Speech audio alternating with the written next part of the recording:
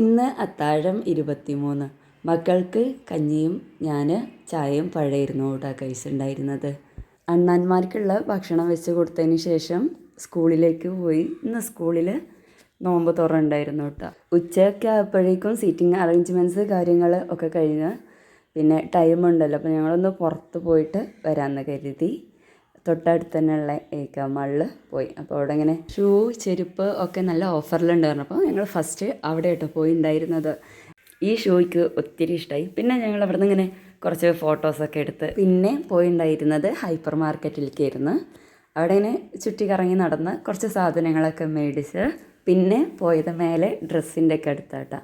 അവിടെ നിന്ന് ഒന്നും മേടിക്കൊന്നും ചെയ്തില്ല. കുറച്ച് നേരം ഇങ്ങനെ അവിടെ ഇങ്ങനെ ചുറ്റിക്കറങ്ങി നടന്ന് വീണ്ടും നമ്മൾ സ്കൂളിലേക്ക് വന്ന് ഒരു അരമണിക്കൂറൊക്കെ കഴിഞ്ഞതിന് ശേഷം ഞങ്ങൾ അവിടെ പോയിരുന്നിട്ട് നോമ്പ് തുറക്കാൻ വേണ്ടിയിട്ട് ഫ്രൂട്ട്സും പിന്നെ സ്നാക്സായിട്ട് കട്ട്ലറ്റ് സമൂസ ആയിരുന്നു ഉണ്ടായിരുന്നത്. മാങ്ങേൻ്റെ ജ്യൂസായിരുന്നു കേട്ടോ ഉണ്ടായിരുന്നത്.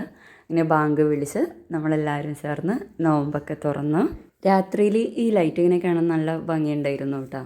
പിന്നെ നിസ്കാരമൊക്കെ കഴിഞ്ഞ് വന്നതിന് ശേഷം ഭക്ഷണം കഴിച്ച് ഞങ്ങൾക്ക് ഇങ്ങനെ പത്തിരി, പൊറോട്ട, പിന്നെ ഗീ റൈസ് ഉണ്ടായിരുന്നു, വെജ് കുറുമ, കോളിഫ്ലവർ വറുത്തത്, പിന്നെ സാലഡ്, അച്ചാർ ഇതൊക്കെ ഉണ്ടായിരുന്നു കേട്ടോ ഞങ്ങൾക്ക്.